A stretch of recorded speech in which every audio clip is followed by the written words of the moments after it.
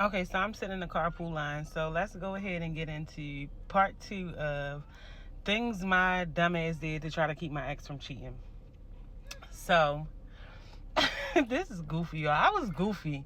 Goofy as fuck, okay? So one time we had a little bit of turbulence. My bad. So one time I was at work and I was calling his phone and he wasn't answering the phone. Now, at this time, I was not at the same place working. I was working for Johns Hopkins, if you know, you know.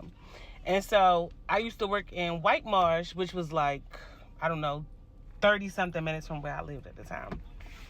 And so I was at work and I was calling his phone. He was not answering. So I'm like, why the fuck this nigga not answering the phone? Like, I don't understand. Mind you, I probably only had this job at Johns Hopkins for a week and a half. I go to my manager, I'm sick. I need to go home early. I don't feel good. I get home. The nigga is not there. So I'm like, what the fuck? So I'm, again, more turbulence. Damn, this little sticky thing that I was promoting earlier might not be promoted again. But, I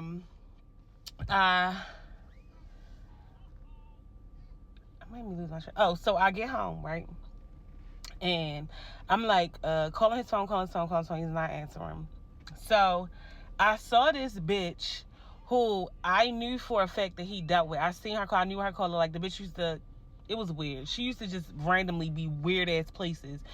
Looking back on it, bitch, you were invited here. And I get it. It wasn't on you. It was on him. But whatever. So I'm like, where the fuck is this nigga at? But I see this car like ride right past me. So I'm like, if this bitch around here, this nigga is not far. So I start driving around the neighborhood, beeping the horn, like laying on the horn, like,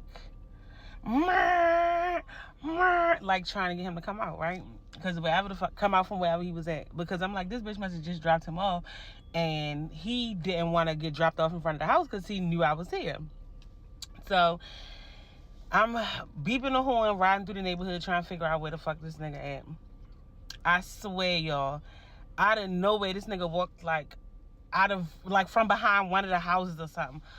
So I'm like, your friend just left? So he like, I don't know what you talking about. You wilding, you're crazy. What you talking about? And I'm like, yo, you really out here fucking playing with me. Like, so he would not fucking like admit that he was with this girl, right?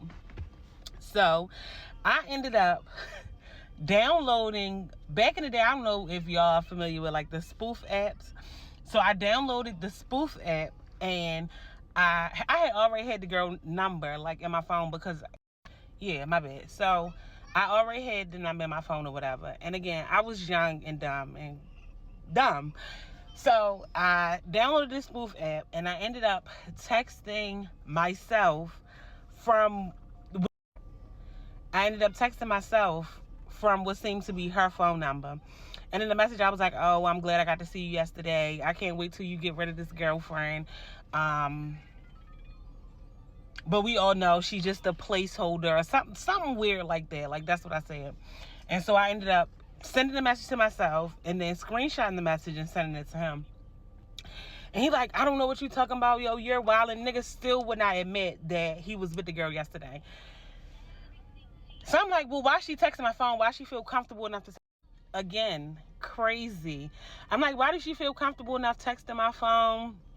Really going to bat with this shit. Like, I was really in it. Like, no, what the fuck? Like, what is going on? Whole time, girl, she ain't texting my phone. I wanted this nigga to admit it so bad. He would not admit it. Yeah.